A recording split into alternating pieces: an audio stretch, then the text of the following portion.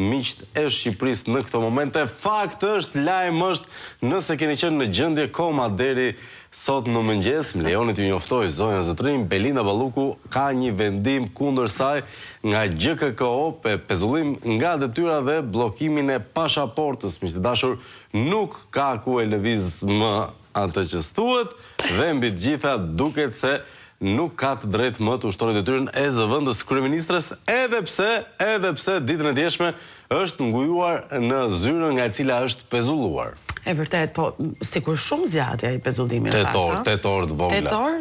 Jo, ngujimi, pezullimi do zgjasi shumë më shumë. Po, për ngujimin e kisha. Ngujimi zgjati një 8 orë dhe në 8 orë shtrydhën trurin, morën dhe një ekspert si Ulusi Manja dhe dolën me një shkencë që sigurisht e botuan në mediat pranë tyre, dhe kur them në mediat pranë tyre them në të gjitha mediat dolën me shkencën që GKKO-ja ka marrë një vendim antikushtetues. More antikushtetues, ato se ata që kanë marrë vendimin nuk janë konsultuar fare me ligjin, kanë thënë që ishte një vendim antikushtetues sepse është ky neni i famshëm që kanë 12 orët e fundit që na e përmendin gjithandej 242 i cili thotë se nuk mund të pezullohet një i zgjedhur. Edhe pse zakonisht thonë që zëvendës kryeministri si post e mbarohet, nuk zgjidhet. Pra, nuk është se zgjidhet. Kështu që më duket se mbaroi që këtu historia. Vërtet? Po për mandatin e deputetit apo? Jo, deputetit letëria jo. Po pra. Letëria se shumë e bukur për të mos shkuar në kuvende. Është shumë e bukur, megjithatë ka pasur një shpërthim, madje mund themi se ndryshe nga rasti Veliaj, në rastin e Belindës, gëzimi ka qenë më i madh në Partinë Socialiste se sa në publik.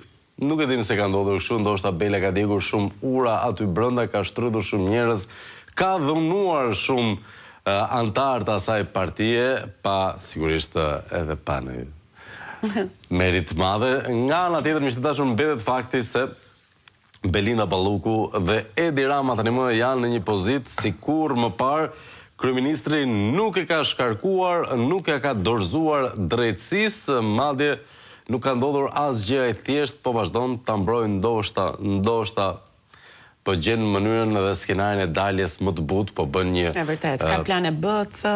Nuk e di, po bën një kontroll dëmesh të jashtëzakonshëm, edhe pse deri tani duket se asgjë nuk i ka funksionuar, madje sot nuk funksionojnë as mesazhet tona, miqtë dashur, sepse që nga dreka e djeshme keni bllokuar numrat tanë, numrin ton të celularit dhe WhatsAppin e Kafe Shjetos me mesazhet tuaja. Sidoqoftë, të paktën linja e telefonit është e hapur. Të paktën. Po. Në 069... Çunat e teknikës po më thonë që edhe mesazhet më duket mrekullia ka ndodhur e kanë sistemuar çdo gjë. Ditë mrekullueshme.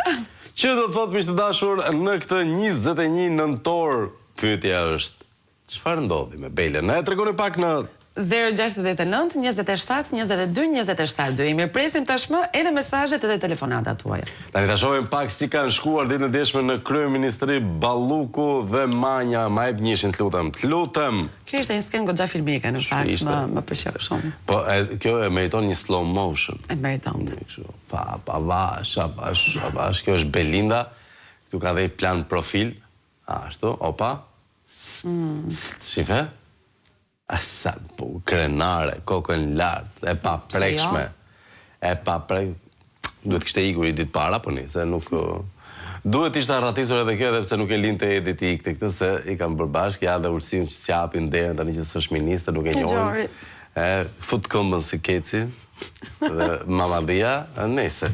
Dakor, të Greta, është momenti që ti të në tregosh se çfarë ka ndodhur vërtet në këtë vend të ditën e djeshme, është një përmbledhje e zhvillimeve kryesore që në sillet dhe kthejmë në informacionet. Miqtë të dashur, do të flasim për Belindën. Çfarë ndodhi me Belindën? Na e tregoni pak, ndërkohë ju mendoni pak çfarë ndodhi dje me Belindën. 069 27 22 272, tani janë lajmet. Zbardhen detaje të reja nga dosja e zëvendës kryeministres Belinda Balluku dhe Evis Berberit, teksa ky fundit bisedon me mikun e tij në telefon, Valter Begaj, se si duhet të përfshiheshin në tendera. Gjatë shkëmbimit të mesazheve, dyshja flasin për mënyrën se si shoqëria Begajt Net Group SHPK të kualifikojë në procedurën e prokurimit të zhvilluar nga ARSH me objekt studim projektim rikualifikimi unazës lindore për lotet 4, 5, 6. Në biseda shihet se si Berberi ndërhyn për të rregulluar çështjet e biznesmenit.